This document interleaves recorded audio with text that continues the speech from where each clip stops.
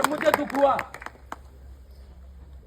मुझे दुख हुआ ये जानकर कि बीते कुछ दिन पहले, और मैं दिल से बता रहा हूं, आज आपके सामने बोलकर जा रहा हूं, अगर मैंने अपने पूर्व में भाषणों में ये कहा है कि इस समाज से मुख्यमंत्री नहीं प्रधानमंत्री तैयार करेंगे तो करके दिखाएंगे, लेकिन आपको हमें समझना पड़ेगा। भैया जी संघर्ष करो, हम तुम्हारे साथ हैं। भैया जी संघर्ष करो, हम तुम्हारे साथ हैं। आपको हमें समझना होगा, नेता को हमें समझना होगा।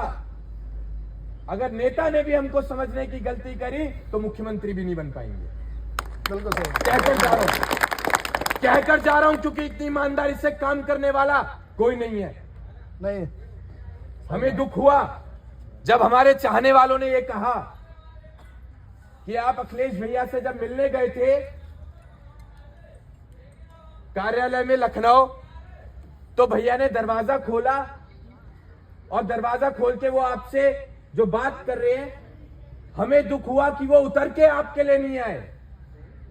हमें दुख नहीं हुआ इसका, लेकिन वो वीडियो जब उन्होंने देखी तो उन्हें दुख हुआ कि हमने आपको अपनी पलकों पे सजा रखा है, अपनी पलकों पे सजा के किसी नेता के सामने झुकने के नहीं, बल्कि अपनी बात को बेबाक तरीके से रखने के लिए आपको छोड़ा है। तो मुझे दुख हुआ बाद में। पहले मुझे ऐसा लगा कि क्या फर्क पड़ता है, मेरे समाज का नेता, मैं झुकूंगा।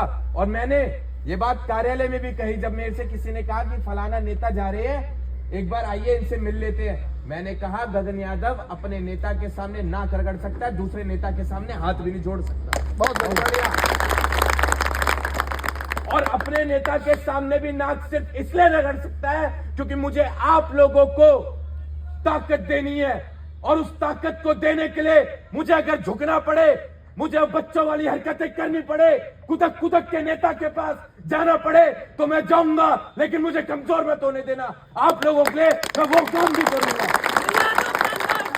हम तुम्हारे साथ हैं। भैया तुम संघर्ष करो, हम तुम्हारे साथ हैं। हाँ, माना कि नेता बहुत पुराने लंबे समय से संघर्ष कर रहे हैं, उनका बड़ा नाम है, 30 साल हो गए, लेकिन हम जो सोच लेकर चल रहे हैं, हम आज भी उनके सामने झुकने के बाद एक ही सोच लेकर चल रहे हैं कि इस पार्टी को सबसे पहले राष्ट्र पार्टी का दर्जा दिलाएंगे।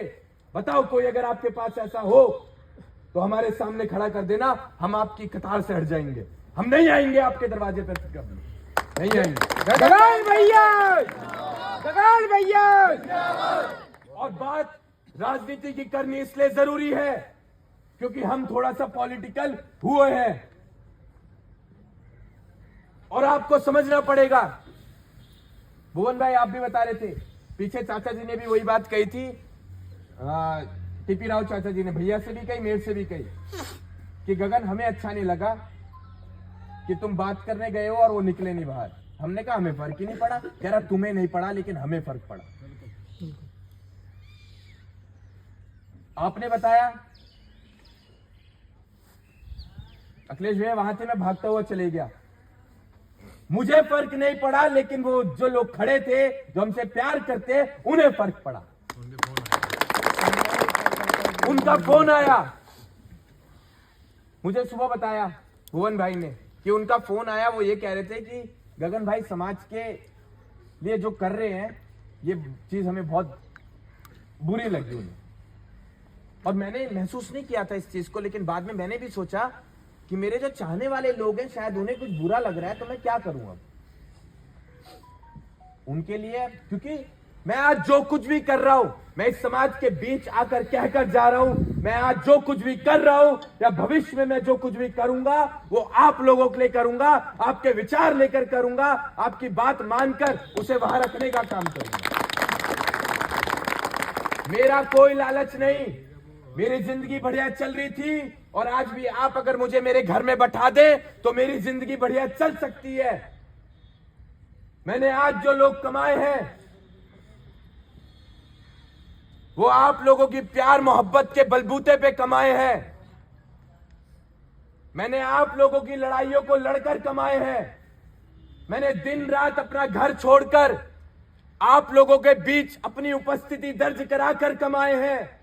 मैंने अपनी भूख प्यास अपना चैन सुख, अपना खून पसीना बहाकर आप लोगों को कमाया है, तो मैं इतना हक रखता हूं कि मैं आप लोगों से भी आपकी बात सुनूं और आपको भी 4 बातें मैं बताऊं। मैं इतना हक रखता हूं इस समाज के बीच।